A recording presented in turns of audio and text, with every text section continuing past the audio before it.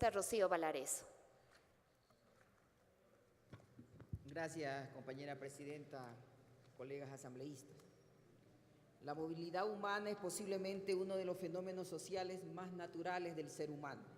de carácter nacional, regional o mundial, que ha estado presente en todas las épocas de la historia y que es consustancial con la estructura anatómica bípeda del ser humano, pues le permite desplazarse con facilidad desde un lugar a otro y que ha incidido para que la población humana llegue a poblar el planeta desde el Polo Norte a la Antártida.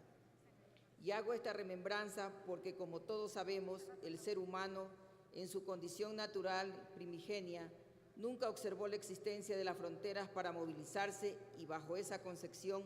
se legisló el artículo 416 de nuestra Constitución de la República, que en su numeral 6 señala que las relaciones del Ecuador con la comunidad internacional responderán a los intereses del pueblo ecuatoriano, al que le rendirán cuenta sus responsables y ejecutores, y en consecuencia propugna el principio de ciudadanía universal, la libre movilidad de todos los habitantes del planeta y el progresivo fin de la condición de extranjero como elemento transformador de las relaciones desiguales entre los países, especialmente norte-sur. Y avanzando un poco más en el desarrollo legislativo de la movilidad humana, en el artículo 40, nuestra Carta Magna dice: se reconoce a las personas el derecho a migrar, no se identificará ni se considerará a ningún ser humano como ilegal por su condición migratoria. Al respecto a las migraciones, se las puede considerar según el lugar de procedencia y según la duración del proceso migratorio. Si hay cruce de fronteras entre dos países, la migración se denomina externa o internacional e interna o nacional en caso contrario. Ahora, pues respecto a las causas de las migraciones, igualmente tenemos que éstas se producen debido a causas políticas, especialmente por persecución, que ponen en riesgo su integridad física, causas culturales por necesidades de educación, especialmente causas socioeconómicas para lograr un mejor nivel de vida, mejores condiciones de trabajo y remuneración, o en casos más críticos, el acceso a un empleo por causas familiares, principalmente por reunificación familiar y, por último, por catástrofes generalizadas o guerras que obligan a masivos desplazamientos humanos, como el reciente caso de decenas de miles de ciudadanos jordanos que por efectos de la guerra contra ISIS tuvieron que salir de Kosovo. Por otra parte, también se pueden distinguir varias clases de migraciones, sea según el tiempo, según su carácter y según su destino. Según el tiempo, pues tenemos la migración temporal, cuando el migrante va a estar en el lugar de destino por un periodo de tiempo y después regresa a su lugar de origen, y la migración permanente, cuando el migrante va a estar en el lugar de destino de manera permanente o de por vida.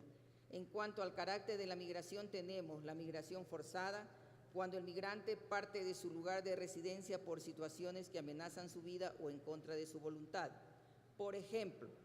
un conflicto armado o por desastres naturales, y la migración voluntaria, cuando el migrante parte de su lugar de residencia por voluntad propia en busca de una mejor calidad de vida.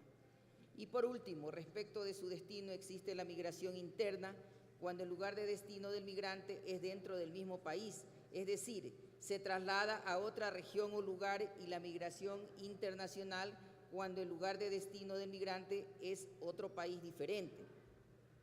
En este aspecto, considerando la realidad migratoria ecuatoriana al interior del país, nuestra población, al igual que la de los demás países, se ha caracterizado por contar con una significativa migración interna rural que ha incidido positiva y negativamente en el desarrollo del país.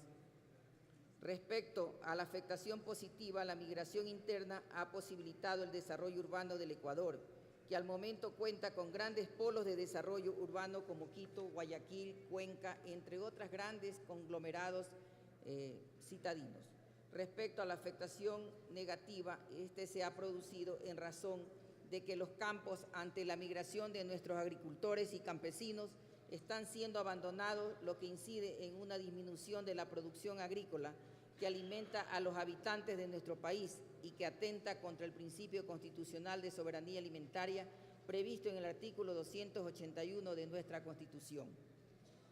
En estas circunstancias, considerando que este proyecto de ley, como toda obra humana, es perfectible, de último momento, con mi equipo de apoyo, hemos podido concebir la posibilidad de que en este cuerpo legal se incluya también una norma referente a la movilidad humana interna, con el fin de que el Estado norme y regule adecuadamente la movilización humana rural a las ciudades y viceversa, en pos de evitar que de manera excesiva nuestros agricultores abandonen sus tierras rurales para trasladarse a las ciudades, en muchos de los casos por necesidad de educación de sus hijos. Yo sé que se podrá argumentar que esta disposición ya está prevista en la ley respectiva. Sin embargo, insisto, colegas asambleístas, que para que este proyecto de ley sea integral, la movilidad humana interna de nuestro país también debe ser prevista en esta ley, por lo que propongo con su venia, compañera presidenta de la comisión, se incluya tan solo una disposición general que diga: